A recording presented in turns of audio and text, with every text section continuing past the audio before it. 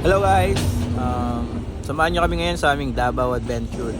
First time namin magda-Davao at we book our flights via Philippine Airlines. Maraming salamat sa aming butihing kaibigan na si Paring Hase sa pagbubuk ng aming flights. Round trip ticket na binook namin sa kanya. Sa kanya na rin kayo mag-book guys. Kaya para maganda-gandang seats ang makuha nyo. Lagi kaming nasa window seats eh. So ayun, dumating nga kami ng Davao City around 2 AM and nag-taxi na kami, dumiretso kami sa Sasa Wharf kung saan sasakay kami ng ferry papunta ng Samal Island kasi napagkasunduan namin na magsa-side trip kami sa beach syempre. Dumating nga kami doon sa pier ng around 3 AM. Wala pang ferry so naghintay muna kami, mga 30 to 40 minutes lang naman. 20 pesos lang yung pamasahe sa ferry kaya sulit na rin. Around 5 AM nakarating na kami sa Samal Island kung saan antok na sila. Kaya nag-decide kami na matulog muna. Merong parang travelers inn dyan sa malapit sa pier, sa gilid lang.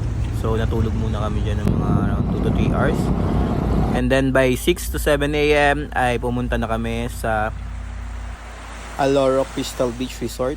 Bali ito yung recommended ng mga habal-habal driver dito. Napakaganda dyan guys, sobrang linaw ng tubig.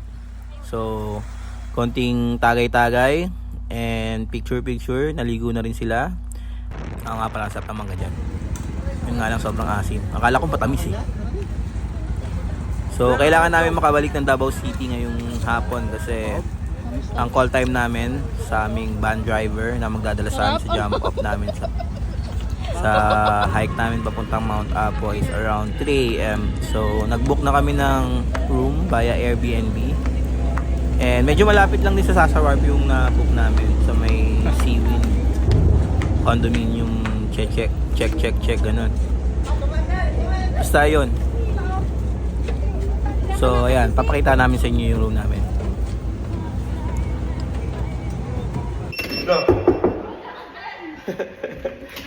Kaya ito yung nakuha naming room. For only 2,000 pesos. Diba? Ito. Prepare na sila sa hike natin bukas. Diba? Hindi na lugi oh. Ang Ano ganda. sa TikTok? Hindi ko maalala. Basta may ganyan sa TikTok. Dalawang room. Dito, tsaka dito. May aircon. 2,000 na pa. Condo unit. Kung ganito talaga, Tapos, okay lang ako sa ganito. Ayan, may Ang ganda tables, ng staff. kitchen. Shit. Tapos, Ba't kasi tinanggal niya? ang the best dito yung pwede rin matulog dito sa ano eh.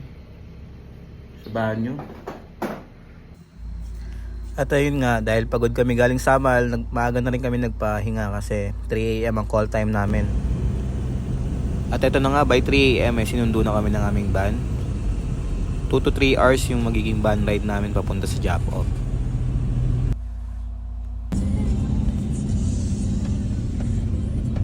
Yan na po. Diretso ang pan dyan. Sige kuya, balik na tayo. Dito nga, tanaw na namin yung Mount Apo. Tinuro ng driver na yun na nga. Akalain mo yan. Yun yung aakyatin namin.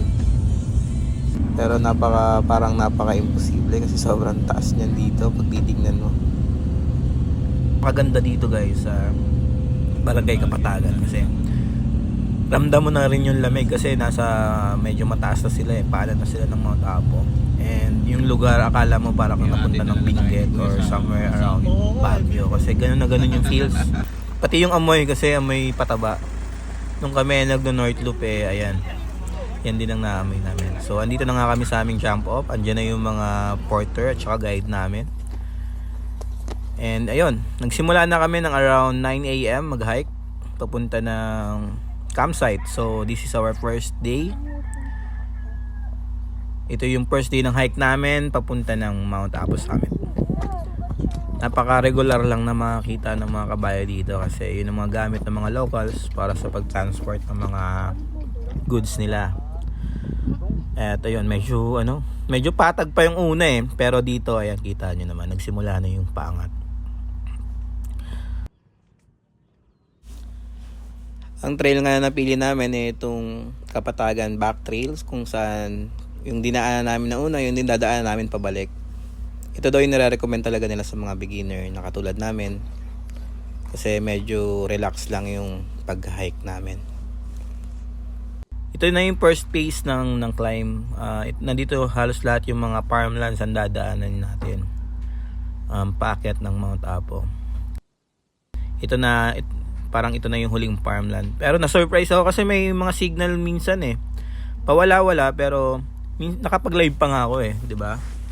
Kung napanood niyo yun, guys. Ayan. Dito malamig na talaga dito. Kita nyo naman yung halos di na nga namin makita yung mga kasama namin. Along the trail may mga nadaanan kami ng mga wild berries tsaka ibang mga edible plants din, pero hindi namin kinain kasi mahirap na ditong mag-alboroto yung tiyan mo.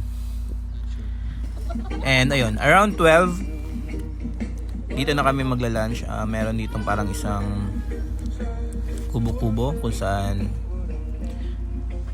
napakaganda rin ang view. Konti na lang, langit na.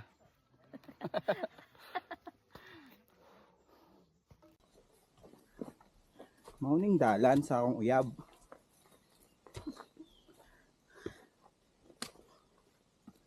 Kung ganito ba papunta sa jowa mo, pupuntahan mo pa ba?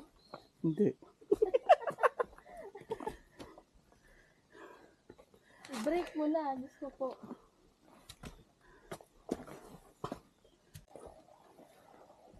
Abo, baba, sa kami sa na. Okay.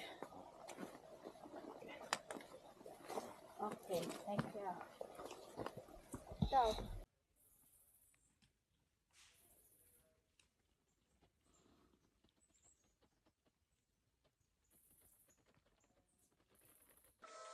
So ayun guys.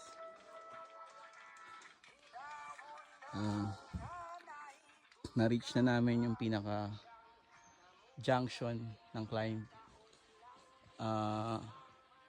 Around 7,294 feet na tayo. Laki ng puno dito. Wow. Grabe yung mga puno. Ano pa ulit?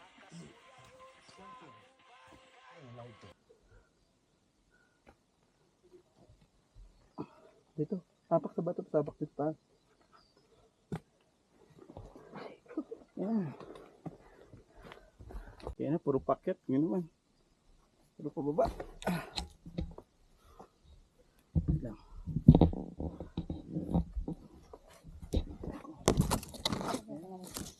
Pangkod mo. Kasi pangkod mo.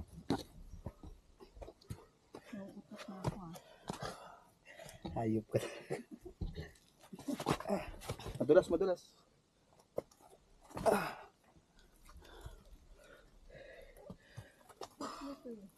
Oh. Yeah. Ito may lubid dito. There's a rope here. Yeah.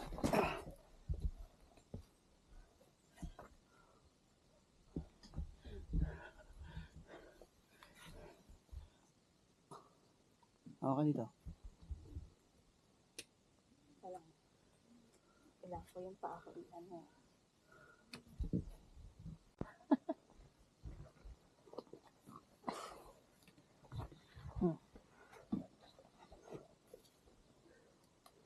Pinali mo. Oh, lalim na.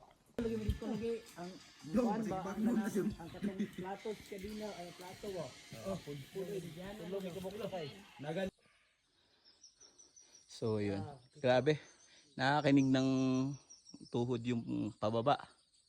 Okay pa yung paakyat eh. So ayan guys, nandito na tayo sa Baruring River, 7,279 feet na tayo. And 1.1 kilometers na lang tayo sa Camp Gudi-Gudi. So ayun yung campsite na tutulugan natin. And ayun na, nakalagay na rin yung Mount Apo Peak. 3.6 kilometers. Okay sana kung diretso yun eh. Kasi wala paakyat yun. Dito ma-appreciate nyo nga talaga yung sobrang ganda talaga ng nature park dito sa paanan ng Mount Apo, kasi kita nyo naman yung mossy forest nila, parang wow. Okay. O, Shape. Ang imo parcel. Sa puntong to, medyo sobrang hingal talaga namin kasi halos 80 degrees yung paakyat na. Pero sabi nga ng guide namin, malapit na kami sa campsite. And eto nga pala yung tropa namin na nakilala namin dito, si Kurt. Hindi siya pinapawisan, grabe. Siguro isa rin kasi sa dahilan yung sobrang lamig. Matuturing talaga na major hike na tong Mount Apo namin kasi Na lang na ano. grabe yung trail. Hindi naman siya lahat paakyat kasi nasa day 1 pa lang kami. Papunta pa lang kami ng summit kaya wala pang major assault talaga. Pero grabe rin talaga yung paakyat. Hindi naman talaga siya biro. Yung mga kasama nga namin medyo nahuli sila kasi yun nga first time nila mag-hike tapos Mount Apo Join pa. us. At ayun, kami nga yung mga naunang dumating sa sa campsite sa Mount Goody-Goody. Dito nag-set up na agad kami ng tent kasi yung lamig medyo sumusobra na Pahapon na kasi.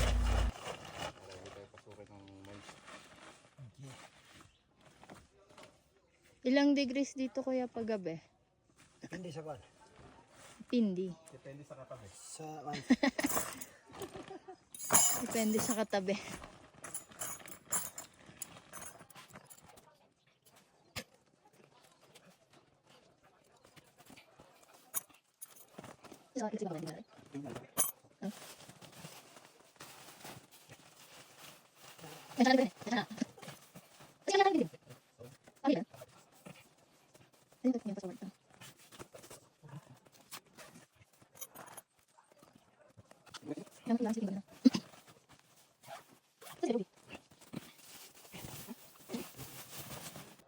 Guys, bali ayun. Dito kami ngayon nakapwesto sa third floor.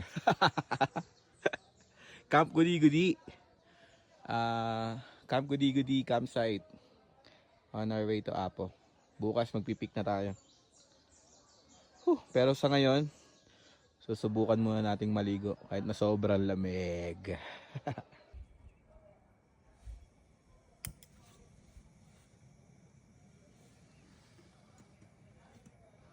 Alright. Kape, lamig.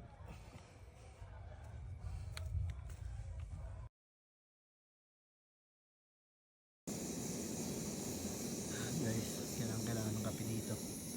Diyos ko po, ang lamig.